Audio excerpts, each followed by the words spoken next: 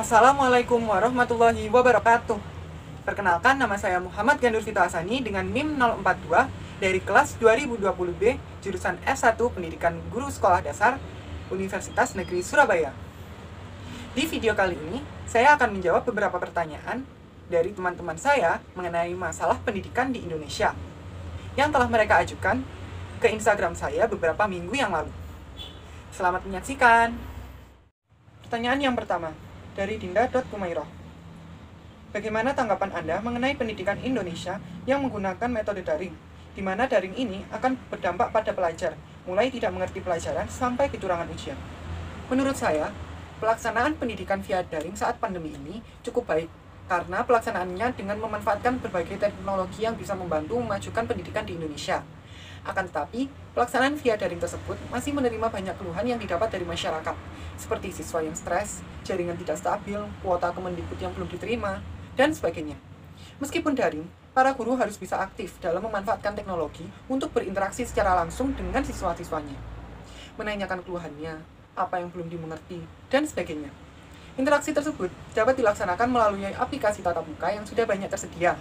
Guru juga dituntut harus lebih kreatif dan inovatif dalam pelaksanaan pendidikan via daring, sehingga murid tidak merasa bosan dan materi yang disampaikan juga dapat dipahami dengan baik.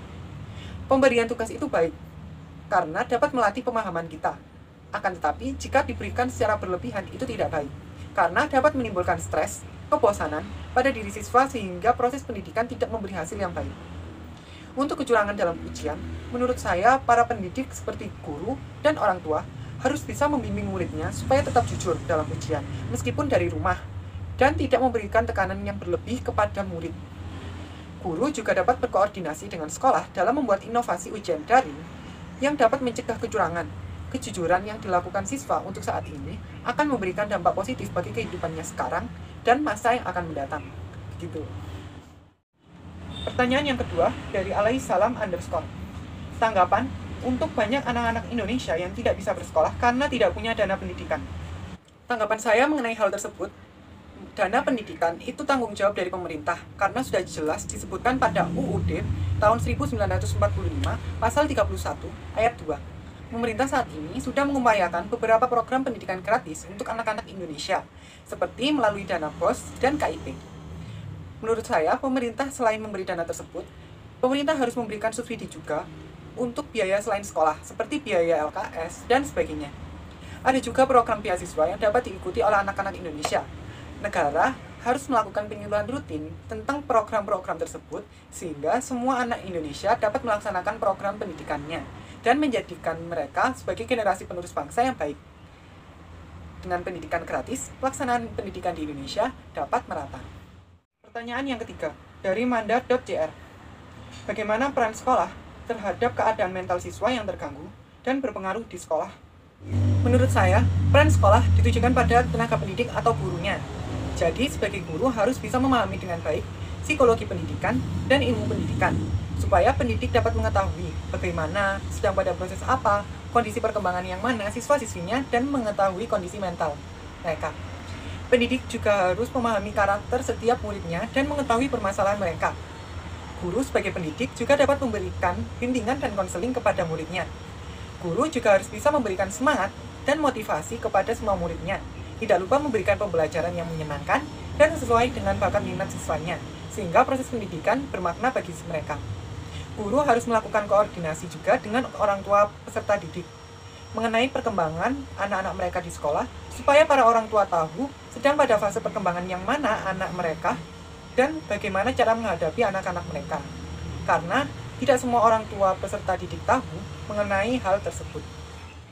Pertanyaan yang keempat dari Diah Trita M_. Bagaimana cara mengejar ketertinggalan kualitas pendidikan di Indonesia?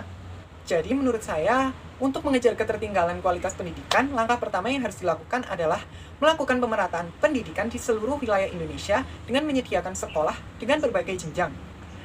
Langkah kedua, memberi sarana dan prasarana yang mendukung untuk setiap sekolah dalam melaksanakan proses pendidikan. Langkah ketiga, memperbaiki metode-metode dalam pendidikan dengan metode yang lebih baik dan tidak monoton. Langkah keempat, memanfaatkan media pendidikan yang berbasis teknologi seperti menggunakan aplikasi, video pembelajaran, dan sebagainya.